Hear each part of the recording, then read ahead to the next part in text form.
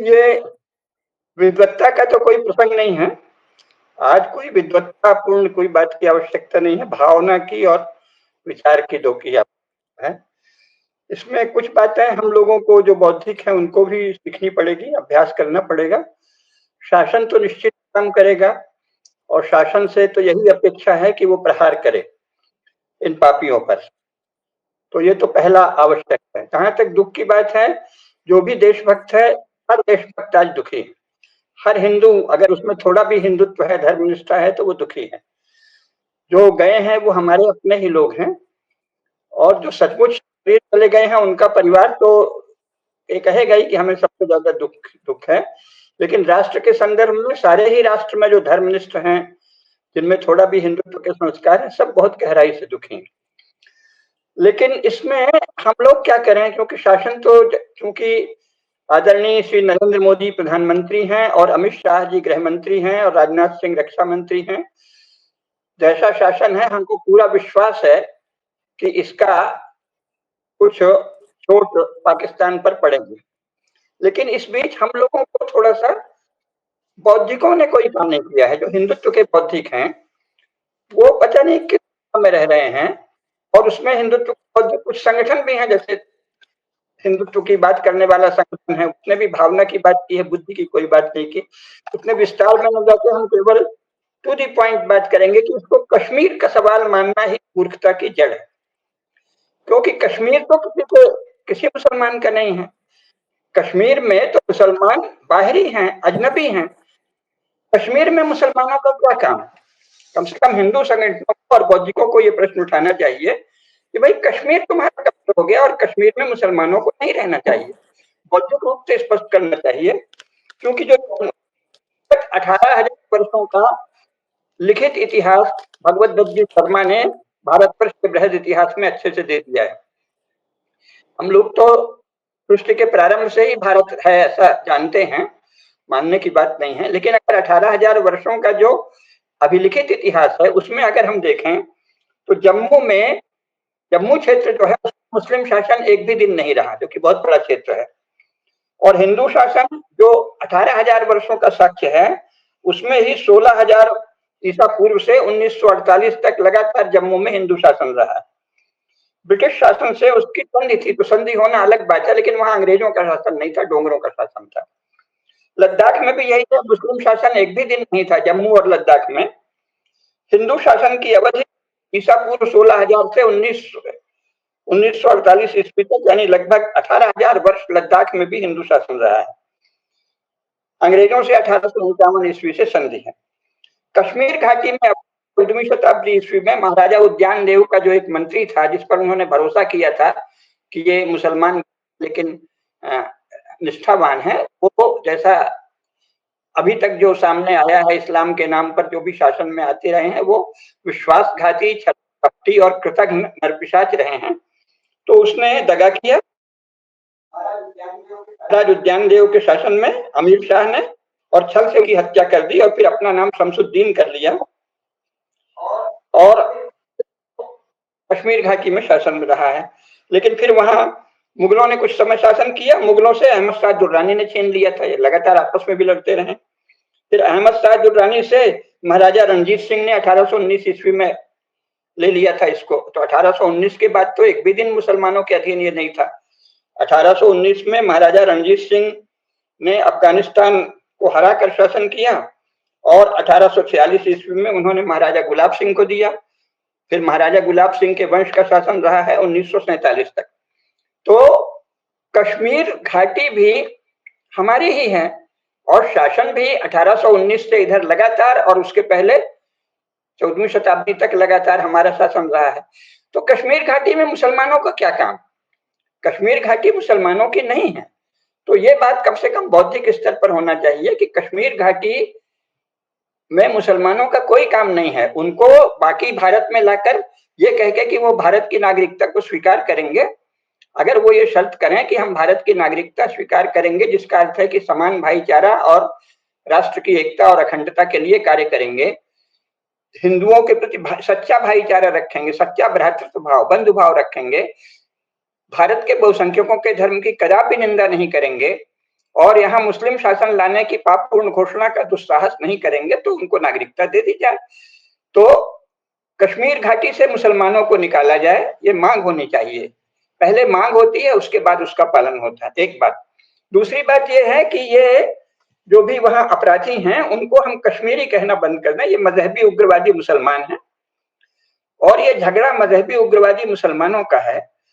और क्योंकि अभी तक वो सबके सब मजहबी उग्रवादी मुसलमान ही साबित हुए हैं, तो हम सब लोग जो सचमुच अगर हिंदुत्व हैं, हिंदुत्वनिष्ठ बौद्धिक हैं या हिंदुत्वनिष्ठ संगठन है, जो अपने आप को हिंदुत्वनिष्ठ कहते हैं लेकिन डीएनए ढूंढते रहते हैं, मैं उनके लिए कुछ नहीं कह रहा, लेकिन अगर कोई सचमुच हिंदुत्वनिष्ठ है तो कश्मीरी शब्द का प्रयोग वहां रहने वाले मजहबी उग्रवादियों और मुसलमानों के लिए बंद कर दें। वो कश्मीरी नहीं है, वो मुसलमान है। उनकी पहचान है, वो ऐसे मुसलमान हैं जो हिंदुओं से घृणा करते हैं, हिंदुओं का वंशनाश करना चाहते हैं। तो ये झगड़ा सनातन धर्म से, हिंदुओं से, मुस्लिम मजहबी उग्रवादियों का है, पापियों का है, अपराधियों का है। इसको ऐसे देखना चाहिए। तो कश्मीर को जो भी राजकीय वित्त दिया जाए वो किसी भी तरह मजहबी उग्रवाद या भारतीय नागरिकता की आधारभूत शर्तों को पूरा न करने वाले व्यक्तियों को नहीं मिलना चाहिए। तो नागरिकता को स्पष्ट करना चाहिए। हमारे संविधान में नागरिकता के लिए जो नागरिकों के मौलिक कर्तव्य लिखे हैं उस पर बल दिया जाए और उस मौलिक कर्तव्य पर एक भी मजहबी उग्रवादी खरा नहीं उतरेगा, क्योंकि वो धर्मांतरण की, कन्वर्जन की बात करता है, वो हिंदुओं को दोयम दर्जे का बताता है, हिंदुओं के विरुद्ध बयान देता है। तो एक तो ये है। तो जो वहां हुआ है उसको ये देखना चाहिए कि मजहबी उग्रवादियों ने हिंदुओं की हत्या की है और मजहबी उग्रवाद के पोषक पाकिस्तानी शासकों ने भारत पर आक्रमण किया है। इन दो रूपों में देखना चाहिए। दूसरी बात यह है कि भारत में जो लोग उनके पक्ष में तरह तरह का लिख रहे हैं उनको इतना भाव देना सोशल मीडिया में जो हिंदुत्वनिष्ठ लोग करते हैं उनको थोड़ी लज्जा आनी चाहिए और थोड़ा कुछ पढ़ना लिखना चाहिए कि आप उनसे इंटरेक्ट क्यों करते हो। वो तो आपसे इंटरेक्ट नहीं करते। आप इतनी अच्छी अच्छी बातें करते हैं सनातन धर्म की, देशभक्ति की, वो इस पर कभी रिस्पॉन्ड नहीं करते, उन्हीं का उत्तर देते रहते हैं, देखो सेकुलरिस्ट ऐसे हैं, देख। अरे भाई वो तो ऐसे है ही हैं, वो तो उनकी भी नागरिकता समाप्त होनी चाहिए जो कि वो बहुसंख्यकों के विरुद्ध बात करते हैं और उनको उनको कोई महत्व नहीं देना चाहिए, वो अलग बात है। लेकिन ये जो पहलगाम की घटना घटी है इसमें मेरा मानना है कि यहाँ के जो सेकुलर मीडिया वाले और सेकुलर संगठनों वाले प्रमुख लोग हैं इनकी मिली भगत से ये घटना हुई और उनकी मिली भगत से ही ये किया गया है कि एक मुसलमान को छोड़ दो ताकि हम ये प्रचार करें कि देखो देखो एक मुसलमान भी मारा गया है तो इसे हिंदू मुस्लिम न करो। तो ये भारत के भीतर जो इस तरह के धर्मद्रोही, हिंदूद्रोही, देशद्रोही गद्दार रहते हैं इनके प्रति भी कठोर कदम उठाना चाहिए। लेकिन ये दूरगामी बात है। अब तत्काल 77 वर्षों में से 67 वर्ष कांग्रेस और उनके लघुए भगवों ने जो पाप किए हैं वो तत्काल नहीं दूर होंगे। शासन अपने ढंग से करेगा, हम लोग शासन पर मांगों का दबाव बढ़ा सकते हैं, लेकिन बौद्धिकों को स्पष्ट होना चाहिए कि कश्मीरी मुसलमान नाम की कोई चीज नहीं होती। या तो आप कश्मीरी हैं जिसका अर्थ है कि कश्मीर की परंपरा को मानते हैं, जैसे भारतीय मुसलमान भी कोई चीज नहीं होती, सब फालतू बातें चल रही हैं। भारतीय और मुसलमान परस्पर विरोधी है। जो भारतीय है वो मुसलमान हो नहीं सकता, जो मुसलमान है वो भारतीय हो नहीं सकता। ये बौद्धिक स्तर पर स्पष्ट बार बार चर्चा करनी चाहिए। जो मुसलमान है वो भारतीय नहीं है, तो वो यहाँ अगर जीविका के लिए रहने दिया जाए, कोई उनकी हत्या वत्या की बात तो कभी किसी हिंदू ने की नहीं, लेकिन उनकी नागरिकता समाप्त होनी चाहिए। अगर वो कहें कि हम ऐसे मुसलमान हैं जो अपने को भारतीय मानते हैं, जिसका अर्थ है कि हम हिंदू धर्म की, हिंदू समाज की, हिंदुओं की इज्जत करते हैं, उनको अपने जैसा मानते हैं, अपनी बराबरी का, और अल्लाह और भगवान राम को समान मानते हैं, उनको कोई इमाम पिमाम नहीं कहते, जैसा पता नहीं कहाँ के मूर्खों ने कह दिया कि वो इमाम हिंद है। मतलब ये तो दंडनीय अपराध है इमाम हिंद कहना। राम बराबर है अल्लाह के। जो ये माने कि अल्लाह, राम और कृष्ण एक ही हैं, राम और कृष्ण की पूजा भी अल्लाह की ही इबादत है, केवल वो मुसलमान भारत में रहने का अधिकारी है और वही मुसलमान भारतीय है, अन्यथा कोई भी मुसलमान भारतीय नहीं है। एक मनुष्य के रूप में उसे जीविका का अधिकार होना चाहिए, उसे राशन कार्ड और आधार कार्ड और वोट का अधिकार ये कुछ नहीं होना चाहिए। गैस वगैरह जो भी सब्सिडी, सरकारी छूट मिलना बंद होना चाहिए। जो मुसलमान है और भारतीय नहीं है, अर्थात अल्लाह और राम और कृष्ण को एक ही नहीं मानता। जो अल्लाह की इबादत को राम की पूजा और भगवान कृष्ण की पूजा के समकक्ष नहीं मानता, ऐसे व्यक्ति को भारत की नागरिकता नहीं मिल सकती। तो इसकी मांग तो उठानी चाहिए, वही सच्चा हिंदू संगठन है। और ये कश्मीर का कोई मामला नहीं है। कश्मीरी अपने को कहने वाले जो मजहबी उग्रवादी हैं, उनकी सुविधाएं समाप्त होनी चाहिए, उनको वहां से निकालकर बाकी जगह लाना चाहिए। और वहां जो सच्चे भारतीय हैं, सारे भारत का, कश्मीर सारे भारत का है, तो उत्तर प्रदेश से, बिहार से, राजस्थान से, सब जगह से जाकर वहां कश्मीर घाटी में सनातन धर्म को, भारत की एकता और अखंडता को मानने वाले लोगों को बसाया जाए। सबसे पहले जो हमारे पैरामिलिट्री फोर्सेज हैं, मैं वर्षों से ये मांग कर रहा हूं, कोई आज नहीं कर रहा, लेख है मेरे पुस्तकों में भी लिखा है। पैरामिलिट्री फोर्सेज में से जो रिटायर्ड सैनिक अधिकारी और सैनिक कर्मचारी हैं, उनको बड़ी संख्या में कश्मीर घाटी में बसाया जाए, देश की एकता और अखंडता के लिए आवश्यक है। और चारों तरफ, खासतौर से सीमांत क्षेत्रों में, हमारी सेना के रिटायर्ड अधिकारी और कर्मचारी और पैरामिलिट्री फोर्सेस के अधिकारी और कर्मचारी वहां रहें। और कश्मीर में कोई भी मुसलमान कश्मीरी नहीं है, वह मजहबी उग्रवादी है। कश्मीरी वो है जो कश्मीर के शैव मत को, कश्मीर के दर्शन को, कश्मीर की प्रज्ञा को, मां शारदा को, शंकराचार्य की पीठ को मानता है, केवल वो कश्मीरी। और इस बारे में स्पष्टता होनी चाहिए और हिंदुओं के धार्मिक अधिकारों का संरक्षण होना चाहिए। वैष्णो देवी में या अमरनाथ गुफा में किसी भी मजहबी उग्रवादी का प्रवेश वर्जित होना चाहिए। और जो भी उन्होंने खच्चर या घोड़े या किसी की भी सेवाएं ले रखी हैं, फूल माला बेचते हैं, ये सब पाप है। वो धर्म को, हिंदू धर्म को प्रदूषित करना है। इसलिए कश्मीर घाटी के किसी भी तीर्थ स्थान में एक भी अपने आप को मजहबी उग्रवाद से जोड़ने वाले व्यक्ति का, जो सनातन धर्म की शरण में नहीं आए, ऐसे व्यक्ति का कोई भी वहां कोई कारोबार वर्जित होना चाहिए, ये कानूनन होना चाहिए। कोई भी अमरनाथ गुफा में या वैष्णो देवी मंदिर में कोई भी मुसलमान न तो छड़ीदार बन सकता, न खच्चर पर किसी को ले जा सकता, न फूल माला बेच सकता। ये सब तो हिंदू धर्म को दूषित करने का तरीका है। और ये भारत सरकार का कर्तव्य है कि हिंदू धर्म क्षेत्रों में हिंदू धर्म के प्रति श्रद्धा न रखने वाले हर व्यक्ति का, इसमें मुसलमान की बात नहीं है, वो कम्युनिस्ट हो, कोई भी व्यक्ति जो हिंदू धर्म के प्रति श्रद्धा नहीं रखता, उसको हिंदू धर्म क्षेत्र में प्रवेश का अधिकार नहीं है। और ये कानूनन प्रतिबंधित होना चाहिए। किसी भी कम्युनिस्ट को, किसी भी सोशलिस्ट को, किसी भी नास्तिक को हिंदू धर्म के पवित्र स्थलों पर जाने का कोई अधिकार नहीं है। यही धर्मशास्त्रों का विधान है। तो इसकी मांग करनी चाहिए। और जहां तक अभी की बात है, वो तो ये हाल है कि उत्तराखंड में भी जगह जगह मजहबी उग्रवादी भर रहे हैं, और राजस्थान में भी वही हो रहा है। देखिए, अभी बहुत सारे तथ्य आए हैं और ये हो रहा है कि उत्तराखंड में, कश्मीर में तो है ही, उत्तराखंड में भी यही हाल है। पर्यटन के नाम पर देहरादून, मसूरी में हर प्राइवेट टैक्सी, ओला, उबेर सब मजहबी उग्रवादियों के हाथ में है। गंगोत्री, यमुनोत्री और केदारनाथ में भी मजहबी उग्रवादी इन सब फलों के धंधे में, टैक्सी ड्राइवर आदि में भरे पड़े हैं। ये सब हिंदू धर्म को दूषित करने वाले काम है, इस पर प्रतिबंध होना चाहिए। पालकी इनकी, खच्चर इनका, जरूरी चीजों का ठेला इनका, तो ये तो सब धर्म का नाश है। और जो इनकी पालकी में बैठे, जो इनके खच्चर में बैठे, जो इनका फल खरीदे, वो तो धर्म का नाश कर रहा है, उसको तो पाप पड़ेगा।